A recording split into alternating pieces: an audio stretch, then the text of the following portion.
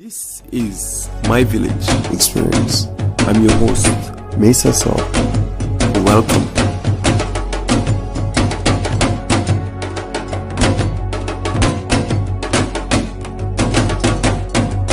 Hello villagers, this is another session of My Village, and today we have Dhouha. Dhouha is a visionary, a mama, a social worker, and a lot of stuff that you discovered today. Hello Dhouha, how are you today? Hi, I'm doing awesome. Thank you for having me here. Excellent, excellent. Thank you for being here. First thing first, what are your three essentials? Three essentials, like in life? In life, in general. Okay, I would say love, vision, and faith. And what about love that is so essential, basically? Love, I feel it's just at the root of everything that we do. And I think it's the number one driver of human behavior. Absolutely. As much as anything might look either cold or corrupted from the outside, I think at the end of the day, everybody's looking to fulfill their own need for love in their own way. And faith? Faith looks different for everybody, but for me, it's so essential because it's what has kept me going in rough times, and it's what has motivated me in inspired times. So my faith in God, my faith in hope, my faith in the goodness of the world, my faith in humanity, it's just the fuel that continues to spark my vision, which is my third essential. Because that is what pulls me to where I want to be every day. And I saw that you were a social worker as well.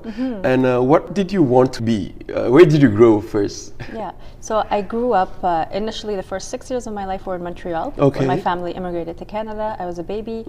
And as a child, I started thinking that I really want to be a teacher. I always wanted to be a teacher. Okay. And so I did teach a bit in my teenage years. We moved to New Jersey when I was 7 years old. And so I was this little immigrant kid that spoke Arabic and French, yes. And I landed in New Jersey. Two useless How languages. did it work? Well, I was like 6 and a half, almost 7 at the time, so I absorbed the language in like 2 weeks. I was speaking more English than my parents. Okay. So I picked it up pretty quick, but it was still a challenging adjustment at the time. And then we moved back to Ottawa when I was almost 8 and got to integrate both languages and been living here for the past 20 years now.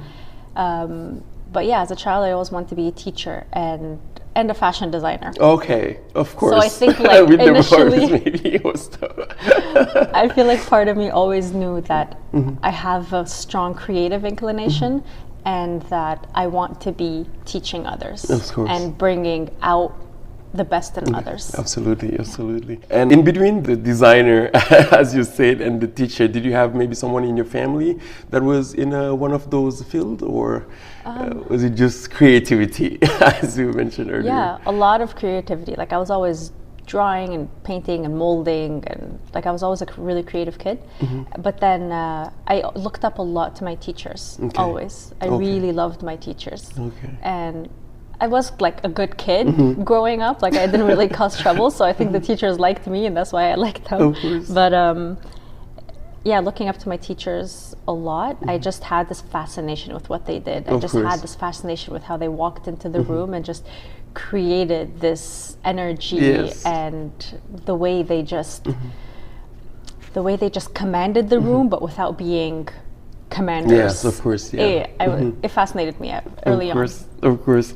So what led you to social worker and coaching? Let's start with the social worker. Yeah, so I would say, so in grade 10, you know, the civics and careers course that they take, that we would take in grade 10, I went through like a whole questionnaire and it gave me my top 3 career choices. And they were actually the 3 things that I had in mind. And so actually rewind a little bit. When I was like 14, I was in the car with my sister. We drove by a homeless shelter here in Ottawa, and I just saw the lineup of the men at the mission, like just waiting for the doors to open up to just get a bed to sleep at night. And I was just looking at them, and I started like asking my sister, I'm like, I don't get it. These people don't have houses. Like they don't have a place to live. Like, don't they have a friend they can stay with, or can't they just go get a job? Can't they just? I don't get it. Why don't they have a job? Like my young naive brain that because it had doesn't make grown sense. Up, yeah, even though I grew up like with Yes. an immigrant family, visible minorities, everything, I did have the socioeconomic privilege, at Of least, course. that like we never experienced dire poverty. So it was very foreign to me. It always seemed like something that happened outside of Canada. Exactly, yes. So that's when I learned, like, Of you know, course. there's a lot of poverty and struggle even right in our backyards.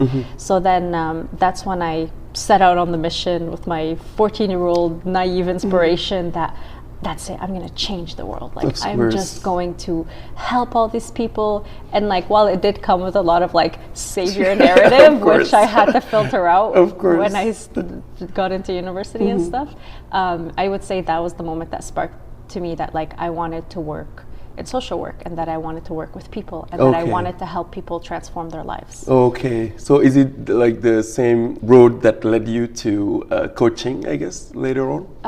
A little similar, because when I started in social work, I always knew I wanted to work with families. Okay, Because at the same time that I decided I wanted to be a social worker, my parents were getting divorced. okay, So, okay. So it puts a lot into perspective, I yeah, guess. it put a lot into perspective for sure, because I was thinking like I felt the world around me crumbling just because my family unit was.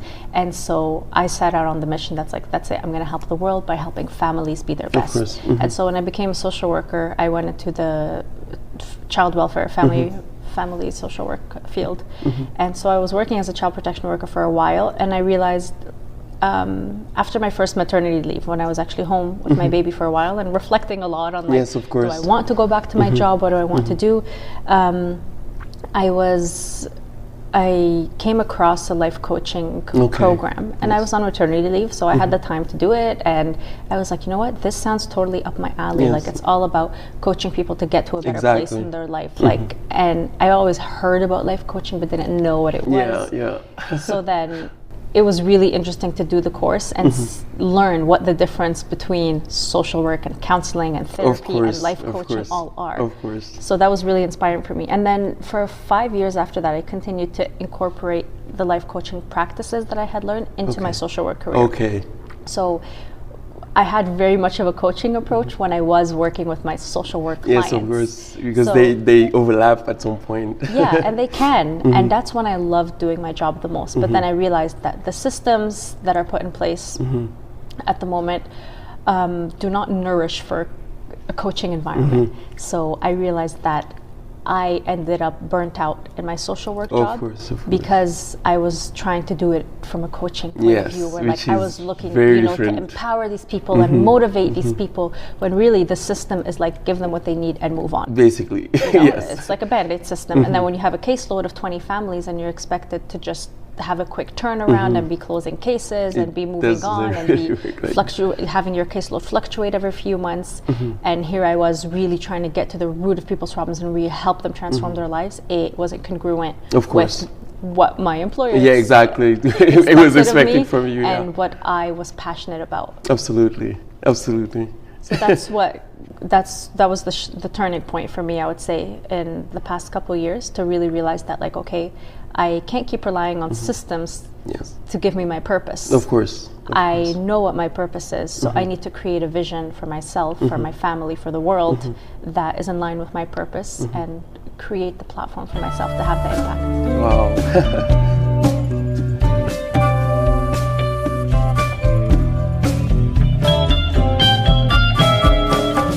I even wanted to ask you the question, like between the social worker and the coaching, because as you mentioned, even it kind of overlaps, as in helping people to get where they should or where they want to, to even find their purpose.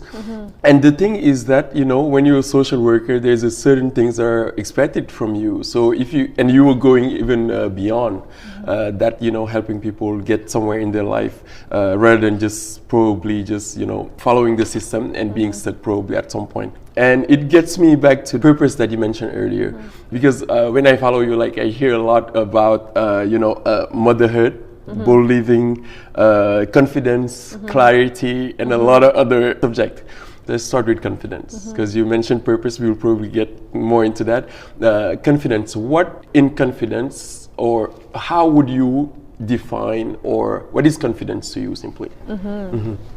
So confidence to me is that part of ourselves that is able to take our thoughts, our feelings, our dreams, our vision, and produce something out of it.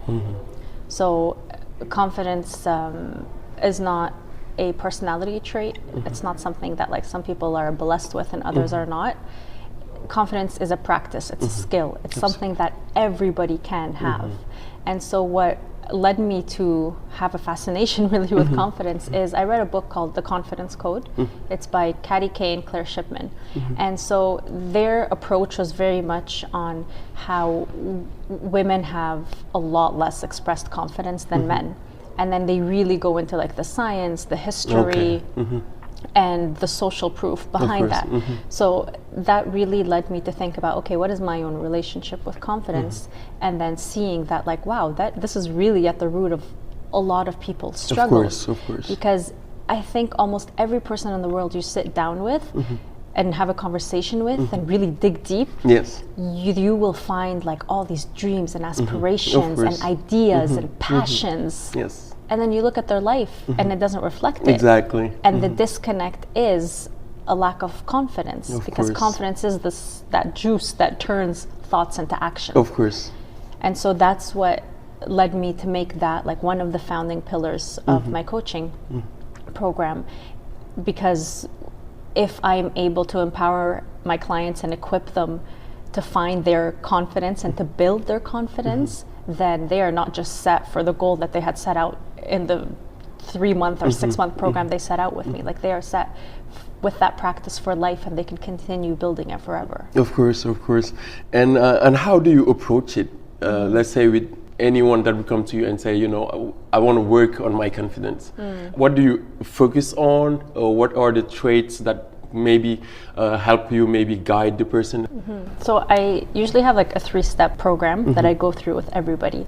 And so the 3 steps I use, I like to call crystallize, energize, and strategize. So the purpose of the first step, to crystallize, is to produce clarity in our lives. So by making things crystal clear, then we can really understand where we come from, where we stand, what our current life situation is, and what do we really want. And these are 3 questions that a lot of people don't actually take the time to thoroughly answer. If you ask people like, have you really ever thought about like your upbringing and what has led you to be here, and do you know what you struggle with? They're like, yeah. And then if you give them like a whole life assessment that I like to work with, which is actually a high performance habit, to just go through a whole life assessment to shed clarity on your life, like it's a shock for a lot of people. So without clarity around where we stand, it's hard to move. So that's the first step. So that's why clarity is very strongly married to confidence. And so in Energize, this is when we start infusing our mission with energy, because energy is something that's within us, and we just need to generate it. We just need to awaken it. Energy is not something that like we get by consuming, or that we get from the outside and pour into ourselves. It's within us. So how do we wake that energy up? Like how do we start gaining the energy to be motivated to, for example, put in extra hours to deal with extra challenges, to have the physical energy even to bring our health to a place of vitality so we can continue to fulfill our missions? How do we have the emotional energy to deal with the challenges that have come up in the clarity stage and stuff like that? So energy can be infused into every area in our life. And the way that we start tapping into this energy is through developing our purpose and creating a vision for ourselves. Because when we have a vision and when we have purpose, we are being pulled forward. Rather than just being pushed by duties, pushed by obligation, we're being pulled forward. We see that light forward and it's like, okay, I want to get up in the morning because I know I'm an inch closer to my vision by doing this, doing this. So that's why we really just go back to the root of like, how do we get you out of bed in the morning? Because for a lot of us, that's honestly a challenge, right? Definitely. But then if you're not like super inspired, you're still going to be getting up like from a place of like scarcity and lack in the morning. So we work on shifting all these things. And through all of this, there's a lot of like deep mindset practices that are embedded in all of it, because we want these changes to become permanent. And so in the last step in strategizing, this is where we develop the confidence.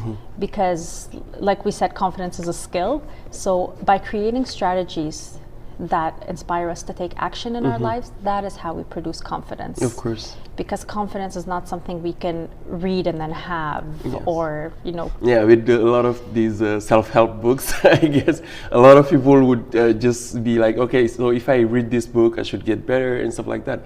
I'm like, you know, okay, that's part of it. At least it seems that you're going somewhere. It helps you, you know, go from just thinking, as you say, to doing the action, going to wherever you want to go. Yeah. And that's when you come up, when you strategize, when you show the people that, you know, your idea can be crystal clear or even clearer than whatever they were before. And it gives you the sense of purpose. And I feel that right now, as you mentioned at some point, the self-image that we have in general is that, you know, everyone else can do it, but not me. A lot of people kind of are in that between of, because they don't realize what their own potential are. 100%. And when someone like you know, come to show that, you know, all of these things that you're looking for, they're actually in you. Yeah. So you help the person get it out and actually implement at least a part of it. And as you mentioned, it should be something that is permanent. And so what are the impacts that you see generally when the person starts seeing their own purpose, when the person starts seeing from their own perspective rather than the society, let's say, because a lot of people would rather, you know, go behind and let everyone do their things. Yeah, it takes a lot of internal work. Of course. And so oftentimes that internal work can be scary. So this is where I find coaching really powerfully comes into play. Because for me personally, like, I've always been a very passionate and driven person, but for the longest time, it's like I almost didn't know what to do with that passion. And so the people I work with are usually very inspired individuals, but they're just like kind of scrambling. And I was at that stage of my life for years where it's like, oh, I'm so inspired and I want to change the world and everything, but like I'm just spinning in circles. And then it's like, if I look back in the past 2 years, what impact did I actually make? And that was a question that I didn't like answering, to just get super honest with myself. And so oftentimes in my coaching practice, like, we just create this container of just like raw honesty. Of course, of course. And when somebody can finally tap into that, like, sometimes just the cold hard truth, that like maybe you haven't been working hard enough, or maybe you are completely disconnected, or maybe your habits are not aligned, maybe your mindset is not aligned, whatever it is. When we start developing that self-awareness, which is a huge part of the first step to crystallize, it is something that my clients then carry for the rest of their life. Because self-awareness, it's one of the founding pillars of emotional intelligence. Of course. It's one of the most basic determinants of a better mental health, a better emotional health. When we develop that self-awareness to finally be able to look inward and realize that we are not living a life of somebody else's doing. Absolutely. You know, what is happening to us is not somebody else's fault. And if we're always looking to blame, then we're never going to get forward. The day we take responsibility for our lives, the way that we realize that we are the cause of our life and our circumstances are the effect of it and not the other way around, of course, then huge shifts start to happen. Absolutely. Because then it's like I'm literally just planting a little seed. I'm not teaching my clients something that they don't know. Exactly. I'm just planting a little seed, and then when I speak to them a week later, they've had all these breakthroughs throughout their week because that planted seed has suddenly like sprouted into like so many things, so many realizations. And when we really start to be honest with ourselves, that's when we can really start making shifts in our life. Absolutely. Like the mindset that you mentioned, because mindset is everything, I say, from a human perspective, because whatever you do, every choices that you take, it just shows what your mindset is, whatever action you're taking in any day, in any given day.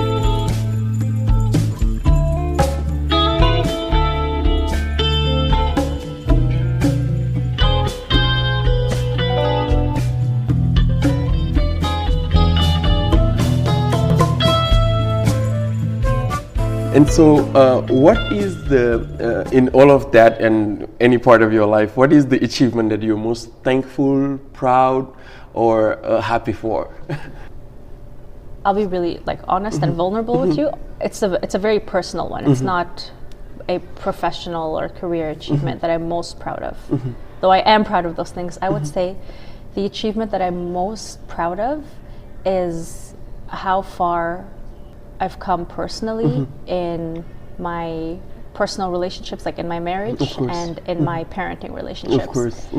And so, like when I look back to where I was, like I struggled with postpartum depression after both my children.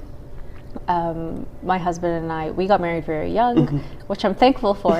However, it came with its set of challenges. Yes. Like this week we're celebrating our 8th wedding anniversary. Oh. So thank you. So we've been through many challenges. And when I look back at like where we've come from and where we are now, and like the peace that we're able to have in our lives, the harmony that we can have in our relationship, and how that makes us stronger and better to fulfill our individual and our collective missions, and how we both now can finally bring out the best in each other.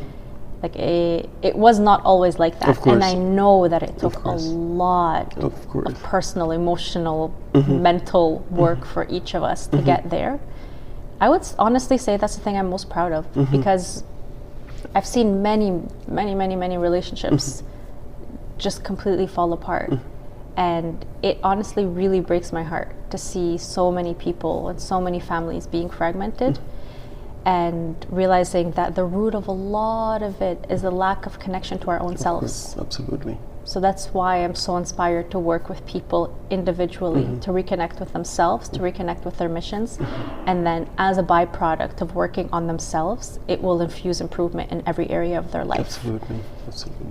Because you mentioned earlier, even during the when you were talking about the coaching and the difference even with the social worker, is that a lot of people right now, they feel that even more so in a relationship, you think that the other person is or should do a lot of things. So when it goes wrong, most of the time, rather than coming back to ourselves and where we stand in all of that, and how we communicate, how we take things in the relationship, we most of the time tend to push it to the other, as in, oh, the other person should do this, or the other person should be like this, which is not the case, because it's, as you mentioned, in a relationship, you're two people from different upbringings, even different social backgrounds, and a lot of differences that when you come together, if there is not this communication and this, as you mentioned, the knowing yourself first, before exchanging with the other universe, because the other person is a whole other universe,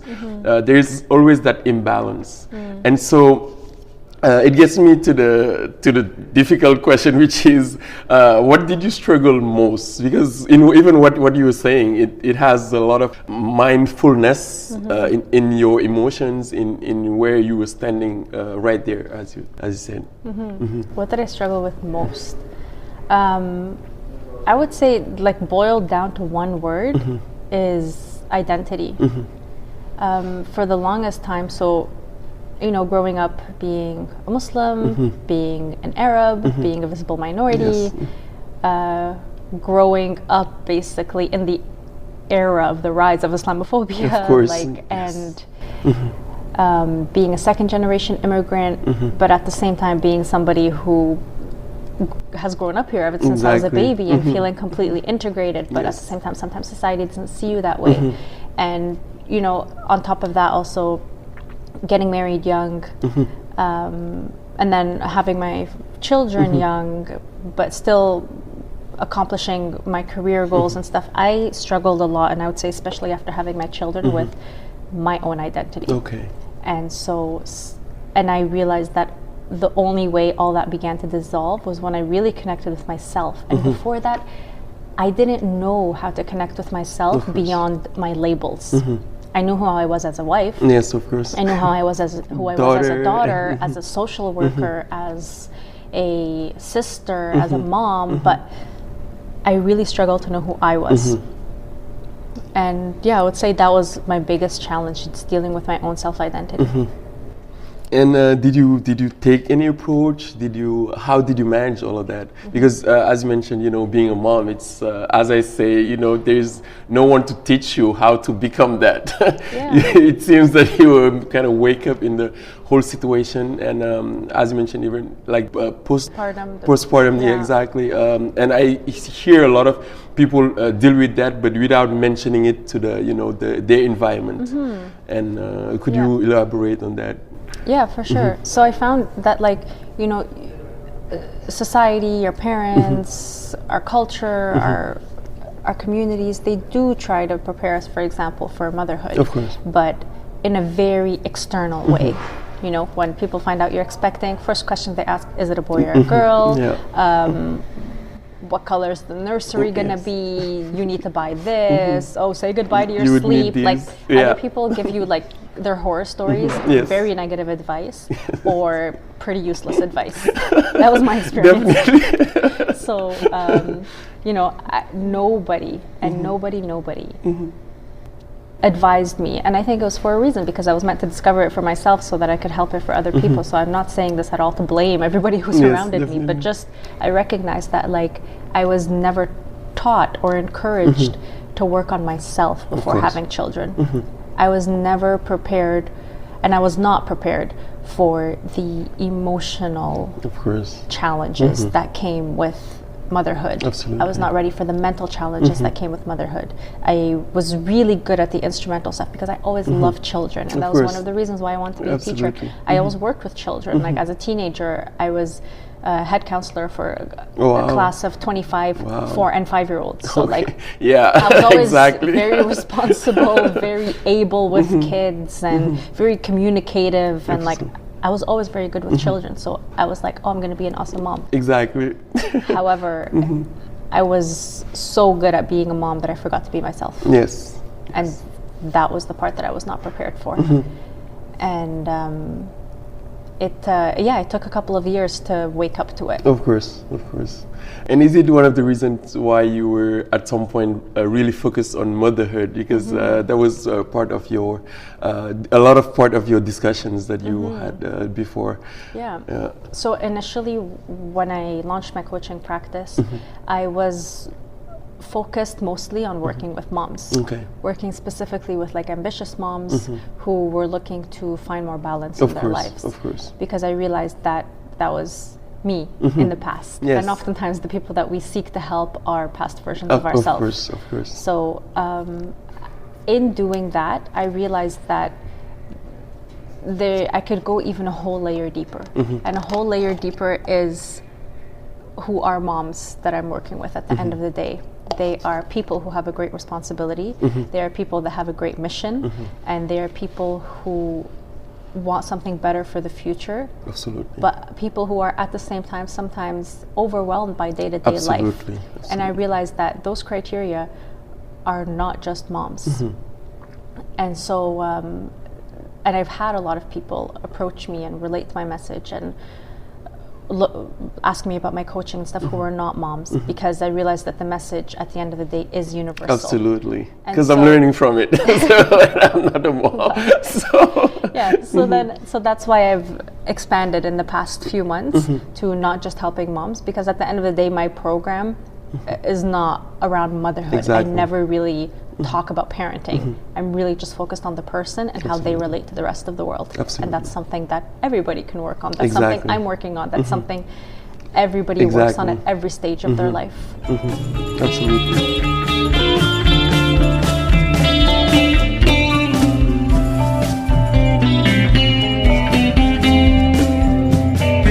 And with all of that, do you have a spiritual practice? Because you mentioned earlier that you were Muslim. So, this is something I've shifted through a lot in the past decades or whatever.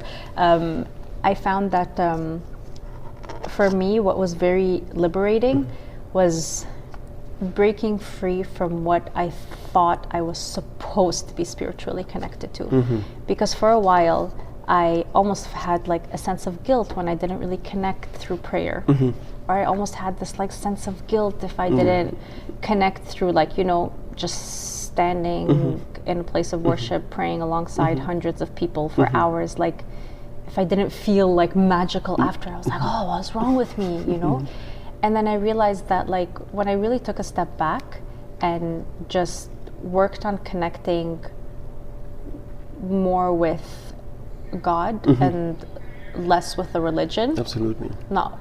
Obviously not fully letting go of it, but just loosening the reins a little bit. Absolutely. So I began to realize that I felt most inspired in nature. I felt most inspired in knowledge. Absolutely. So for me, I'm very much of a thinker. Absolutely. So even when I read scientific things, it would just leave me feeling so connected to God. Absolutely. Because I was like, wow, how did all this come to be?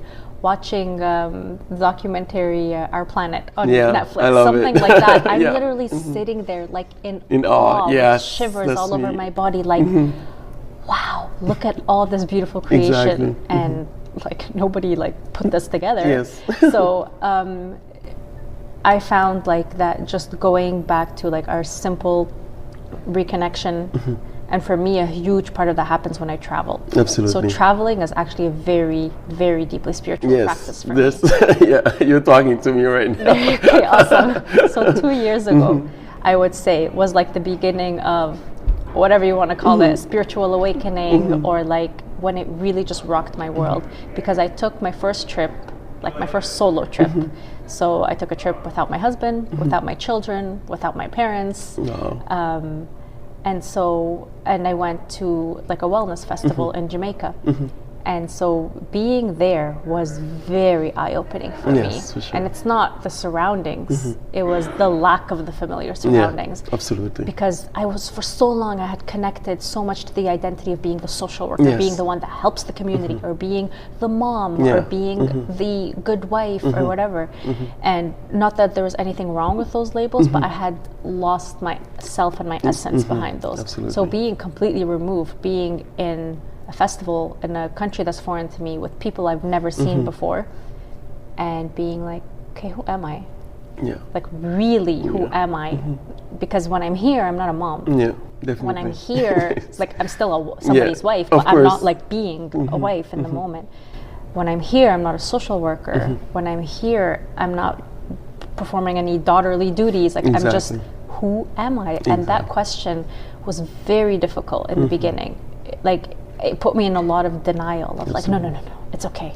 I don't need to answer that. That's so much pressure. But it was not until I really paid attention to that I began to find myself, that I began to relate to God just as a soul and not in the instrumental roles that I played. Of course. So. Because when I find myself in different settings, that's why I love even traveling, as you mentioned earlier, is that it puts back my whole mindset into perspective. It helps me put it into perspective because I'm surrounded, as you mentioned, with people that don't really know you. So they're defining your personality, who you are. It's kind of crucial. It's like a survival mode, as in all these people don't know me, but I need to show myself. I'm here, I will discuss with these people, I don't know them, and stuff like that. How are you going to make yourself known? Exactly. Yeah. So how you perceive yourself, that's basically, that would help the other people perceive you. But if you still have that lack in your personality, so discussing with all these people, it would transcend. It cannot be hidden in, as you mentioned, being a wife, being a mom, being a sister, and so on. And so, do you have a social issue that is dearest to you, or any social issue that is dearest to you? Well, for me, honestly, like in full honesty, my literal mission is to help rewrite the DNA of the generation to come. Absolutely. And while that sounds like a huge mission, we can reverse engineer it. Yeah. And so how do we do that? How do we literally change the way that we function to be able to alter the generation to come? So I learned about the topic of epigenetics a few years ago, and how literally our social experiences, our emotional experiences come to alter our DNA.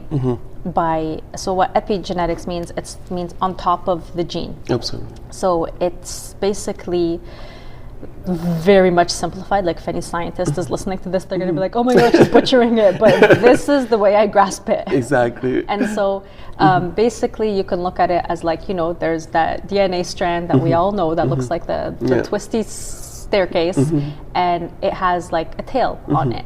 And then epigenetics is basically this little plug that comes and attaches to the bottom of that tail. So for example, say my grandmother went through a very abusive relationship, and so traumas that she went through will create some sort of plug on her DNA as a survival mechanism.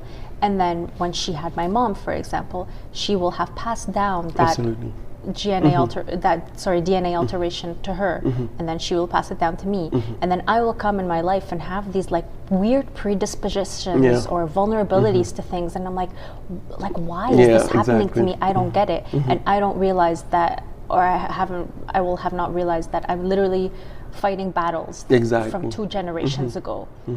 But this is actually something that can be changed, because when we come and develop self-awareness, when we come and see that we are susceptible to certain things, then we can begin to heal those things.